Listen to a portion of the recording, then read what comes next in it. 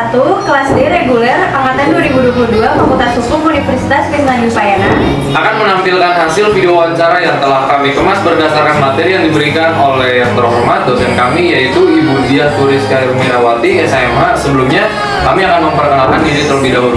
Nama saya Cindy Deviantini, nama saya Putra Sisi Rizky. Nama saya Rifai Kusuma Pangisuprayan Sinurat. Nama saya Dadugus Danendra. Nama saya Muhammad Dafa.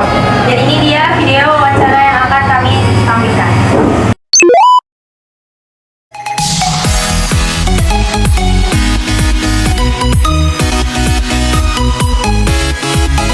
Oke guys, kali ini kita sudah di gedung Fakultas Hukum Krisnadi Upayana. Kali ini kita akan mewawancarai salah satu dosen.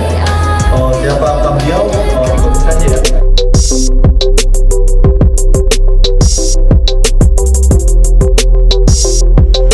Ini kami sudah bersama dengan Pak Andi yang merupakan salah satu dosen dari Universitas Krisnadi Upayana, Fakultas Hukum. Silakan Pak untuk mengenal diri. Ya, selamat sore teman-teman semua. Nama saya Andi, saya mengajar di Fakultas Hukum di semester 1 dan juga di semester atas. Mata kuliahnya ada banyak ya. Salah satunya mungkin hukum dan masyarakat, sosiologi hukum. Seperti itulah kira-kira. Terima kasih Pak Andi sudah datang dan meluangkan waktunya untuk diwawancarai. Wait a minute. Who are you? Di sini kami ingin membahas tentang kurikulum kampus merdeka. Oke. Pertanyaan pertama saya, menurut Pak Andi, pengertian atau persepsi Pak Andi tentang kurikulum merdeka itu bagaimana? Oke, terima kasih. Pertama, kurikulum merdeka itu pada dasarnya adalah inisiatif daripada menteri kita yang baru, ya kan, Mas Menteri. Ya kan? Sebelumnya tidak ada kewajiban untuk magang bagi mahasiswa-mahasiswa di Fakultas Hukum, mayoritas, ya kan. Sekarang ada kewajiban baik untuk mahasiswa di Fakultas Hukum maupun di luar Fakultas Hukum. Ya, untuk vokasi dan non vokasi. Kita kan non vokasi ini ya, jadi ada perbedaan. Nah, itu diinisiasikan dengan mengeluarkan peraturan, gitu, ya, mengeluarkan peraturan. Kebetulan di bidang kita juga kemarin habis buat SOP-nya tuh, ya. Jadi Unkris juga udah punya pedoman MBKM, Merdeka Belajar, Kuliah Merdeka atau Kampus Merdeka, kan gitu ya. Itu ya, itu loh. Nah, selanjutnya pertanyaan dari saya Pak. Menurut Bapak latar belakang apa yang melatar belakangi munculnya kurikulum kampus merdeka Pak? Ya, jadi ini sebenarnya keresahan daripada masyarakat yang ditangkap oleh Mas Menteri. Kenapa banyak lulusan-lulusan dari perguruan tinggi yang menganggur setelah mereka lulus? Oh, sebabnya mereka tidak memiliki pengalaman kerja dan juga pendidikan mereka itu belum link and match dengan kebutuhan di dunia kerja. Misalkan orang kuliah di Fakultas Ilmu Sastra misalkan, ya kan? Nah, guru bahasa Indonesia cuma atuh nih di setiap jenjang pendidikan tuh. Nggak mungkin ada 5, ada 7, ada 8, jarang banget. Rata-rata paling banyak 2 atau 4 lah paling banyak. Nah, sedangkan lulusan sekolah-sekolah yang peluang kerjanya sedikit itu antara lulusan dengan kebutuhan pangsa kerjanya ini lebih banyak lulusan, gitu.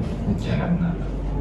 Sehingga dibuatlah inisiatif MBKM itu agar mahasiswa yang kuliah di Fakultas X, contohnya misalkan seperti di sastra ini, nggak mesti loh, ya kan, harus jadi guru bahasa atau jadi seorang penulis puisi atau mungkin ya penulis gitu ya. Mereka bisa bekerja di bidang yang lain selain di bidang itu. Makanya ada yang namanya Merdeka Belajar, Kampus Merdeka. Kalau menurut Pak Adi, yang paling signifikan ini perbedaan dari kurikulum yang lama sama kurikulum terbaru ini yang sedang menjalani, apa sih yang paling signifikannya Pak? Kurikulum apa nih?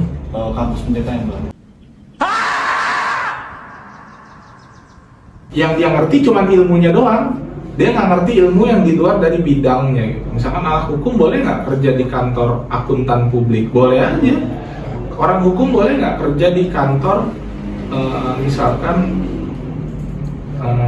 yang ngejual bunga misalkan? Boleh aja, kan di situ ada hukumnya juga. Tapi dia juga mengerti sisi bisnisnya, bukan hanya mengerti hukumnya doang, juga bukan hanya mengerti sisi dari perjanjiannya aja. Jadi link and match. Boleh nggak orang hukum kerja di store-store misalkan kayak startup gitu ya, yang misalkan ngejual misalkan ya online shop gitu ya, boleh nggak? Boleh aja. Kan dia mengerti bisnisnya. Jadi nggak mesti misalkan orang hukum kerjanya mesti harus jadi lawyer mulu, harus jadi hakim terus, enggak. Itu mainstream. Ya, kalau yang di luar dari jalur itu boleh. Karena intinya kalau di fakultas hukum semuanya bisa dijamah oleh fakultas hukum. Karena hukum dimanapun pasti ada hukum. Orang bisnis pecel lele juga ada hukumnya, ya kan? Orang bisnis online shop juga ada hukumnya. Kan escrow account pakai rekening penampungan, ya kan? Bisa diambil kalau udah kalau barang udah dinyatakan sampai oleh kurir, diterima langsung oleh konsumen, dapat laporan, baru tuh duitnya cair tuh, itu kan hukumnya tuh. Ya kan, gitu. Jadi manfaatnya jangka panjang buat mahasiswa. Saya juga kalau boleh ngulang waktu jadi mahasiswa S1, mau ikutan MBKM enak, ya kan? Magang 6 bulan, 1 semester 20 SKS, nilai saya aman. Kalau di sana memberikan nilai saya A, emang lembaganya benar, udah punya kerjasama dengan Untris, otomatis 20 SKS saya A. Artinya IP saya di semester itu berpotensi 4. Kan untuk ngedongkrak IP-nya mahasiswa juga baik jadinya. Asal dia punya kemauan aja. Ya kalau di magang kadang-kadang cuman suruh fotokopi, bawain tas, ya kan, bikinin minuman, beliin makanan, itu pembelajaran mental gitu, ya. Oh jadi ini Pak, memudahkan mahasiswa atau biar nggak shock gitu pas lulus ya. Jadi praktek itu udah ada jadinya program mereka ini. Iya betul, supaya mahasiswa itu kalau ibarat di dunia masyarakat tidak shock culture. Jadi work culture itu kan ada. Oh di dunia kerja kulturnya kayak gini loh ya. Oh ternyata kalau di dunia kerja pemerintahan begini. Oh di dunia kerja swasta begini. Oh di dunia kerja startup tuh seperti ini. Jadi mahasiswa udah tahu, udah mengenal. Karena mengenal itu nggak mesti lama-lama. 3 bulan aja dia udah kenal, 3 bulannya lagi dia udah belajar kerja di situ sebenarnya. Jadi mungkin itu saja yang ingin saya tanyakan ke Pak Andi. Halo guys, sekarang sama kita berdua nih. Nah, dan pada kali ini kita sudah bisa berkesempatan mewawancarai langsung seorang pengusaha yang sampai saat ini sedang menjalankan bisnisnya di bidang distributor. Nah, gimana? Penasaran kan? Tonton terus ya.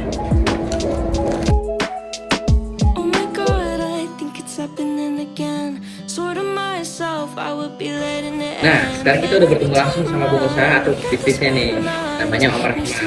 Nah, silakan Om Rahman perkenalkan diri serta apa yang lagi jalan sekarang. Perkenalkan, nama diri saya Abdul Rahman. Saya bisnis di bidang kantong plastik atau kantong kresek. Kami berbisnis dari tahun 90 sampai saat ini.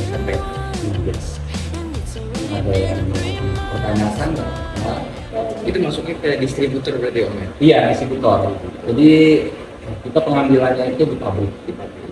Setelah kita pengambilan pabrik, udah berbentuk plastik, baru kita suplai ke pasar-pasar. Jadi Om ini kayak perantaranya gitu ya? Iya, kita distributornya dari pabrik ke kita, dari kita langsung kita suplai ke toko-toko plastik yang ada di pasar-pasar.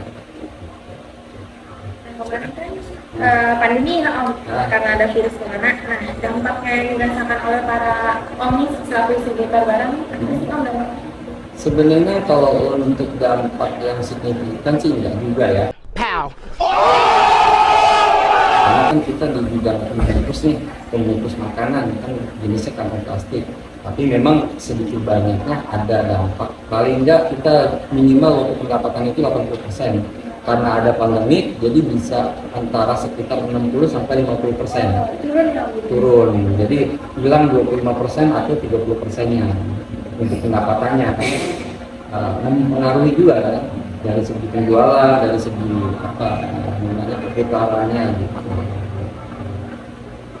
Terus kalau kan tadi kita ngomongin setelah pandemi ya, setelah pandemi terjadi kan mengalami penurunan. Nah kalau sebelum pandemi ini kayak gimana tuh? Sebelum pandemi itu kita mengalami peningkatan sebenarnya, karena kan di setiap bulan itu kita ada target ya yang dibutuhkan. Seandainya kita minimalnya 70 dalam bulan ini, bulan depan kita harus minimal 70%. Jadi kita harus mencari lagi produsen atau toko-toko plastik yang harus kita susun. Jadi tiap ini tuh ada targetnya gitu ya? Ada target. Kalau hambatan itu yang dirasakan setelah pandemi itu apa aja sih Om? Kayak misalkan hambatan. Hambatannya itu yang rata-rata yang kalau di pasaran atau kita di lapangan itu biasanya penurunan dalam orderan. Contohnya dalam satu toko biasanya ada yang mesen 10 bar. Karena adanya pandemi bisa jadi 7 bar, bisa jadi bahkan 5 bar. Karena apa? Mereka juga penjualannya kan berkurang. Karena perputaran itu kan, tapi nggak mempengaruhi sepenuhnya gitu. Jadi ada penurunan tapi nggak terlalu tinggi banget kan. Kayak gitu kan ada karyawan ya. Kira-kira kalau operator kan namanya di pihak untuk Ada dampak nggak ke karyawan-karyawan?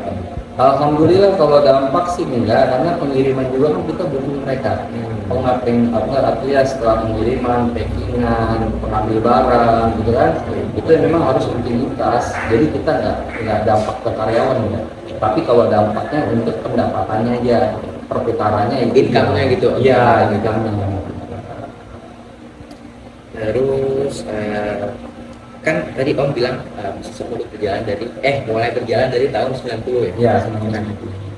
Gimana sih pengalaman Om selama Om menjalankan bisnis itu dari nol?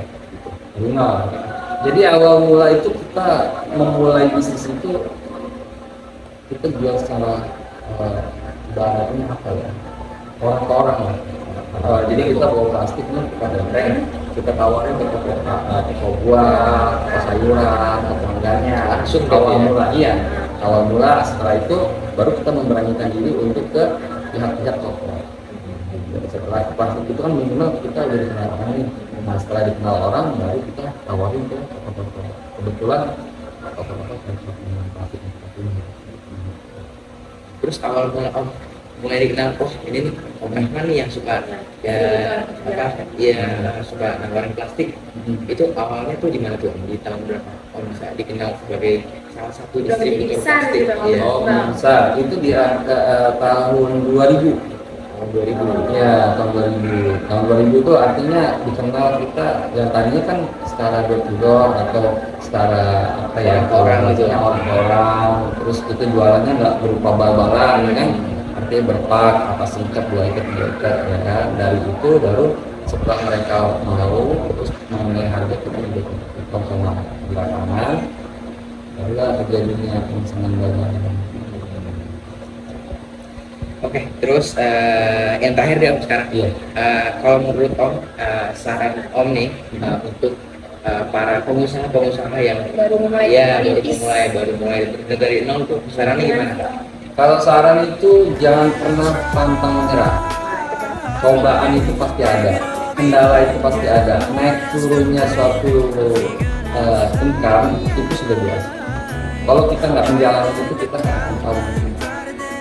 Jadi intinya berjuang, jangan pernah menyerah dan selalu konsisten dengan apa yang kita lakukan.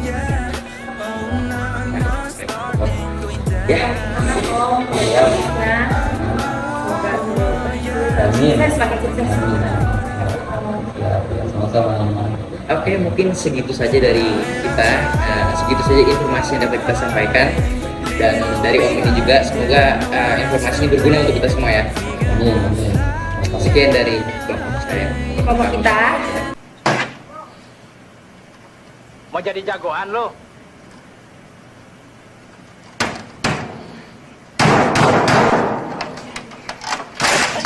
dari kita berdua juga.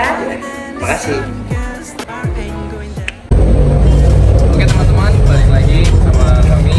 Selanjutnya kita akan mewawancarai penegak hukum, yaitu kepolisian. Nah, jangan di skip video aja, ikutin terus ya.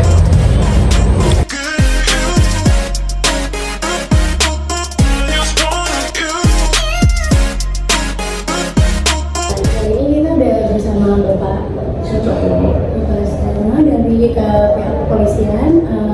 Kita akan mewawancarai tentang pesta demokrasi. Selebihnya kita akan bertanya langsung kepada Bapaknya. Bapak silakan memperkenalkan diri terlebih dahulu. Nama saya Aibtu Sukarno, jabatan sebagai Kasubmas Polsek Boyolali.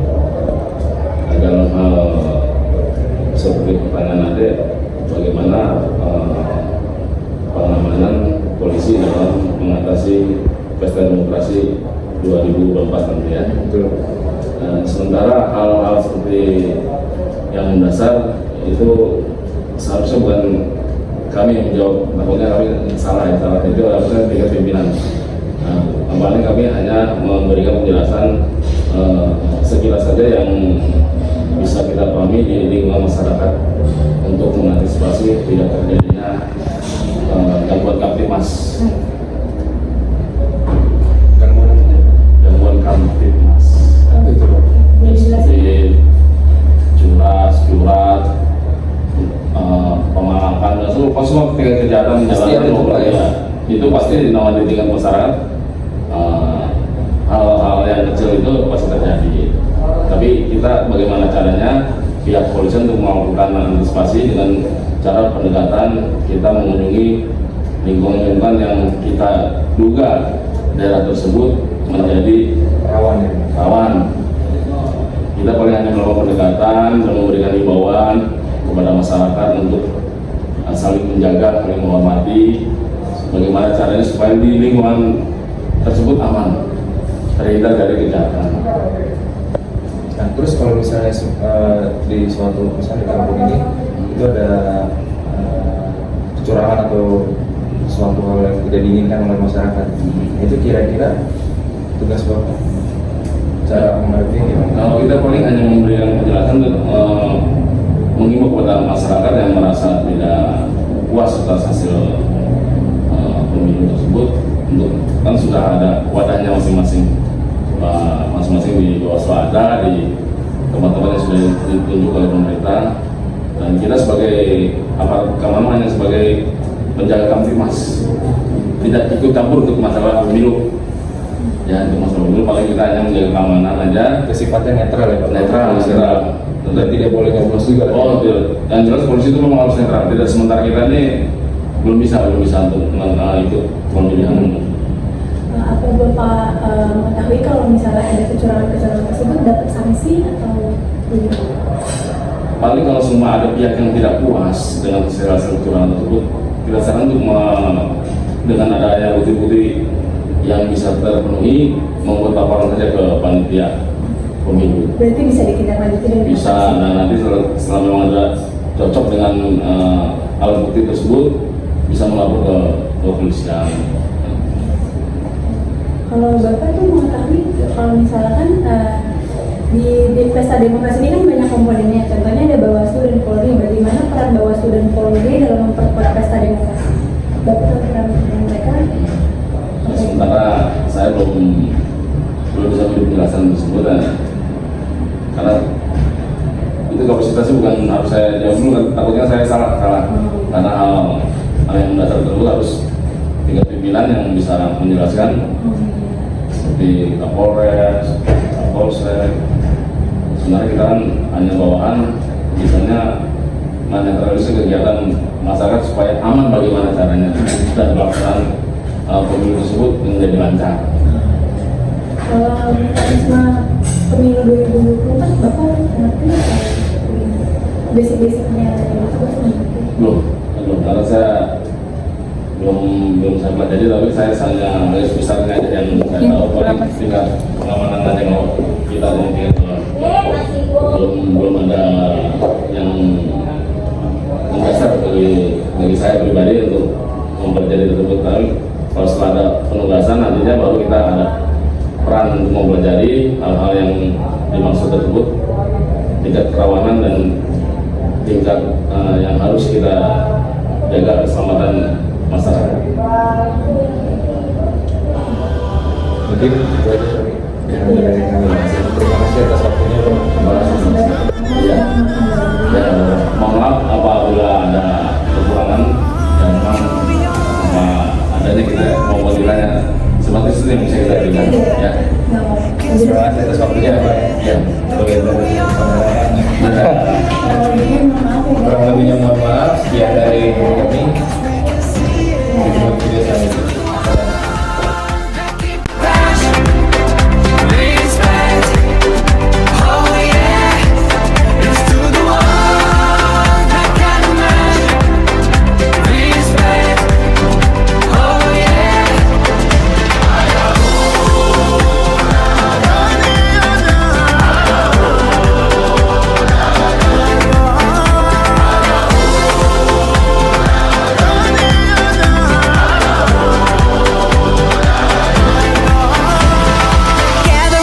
Look at me.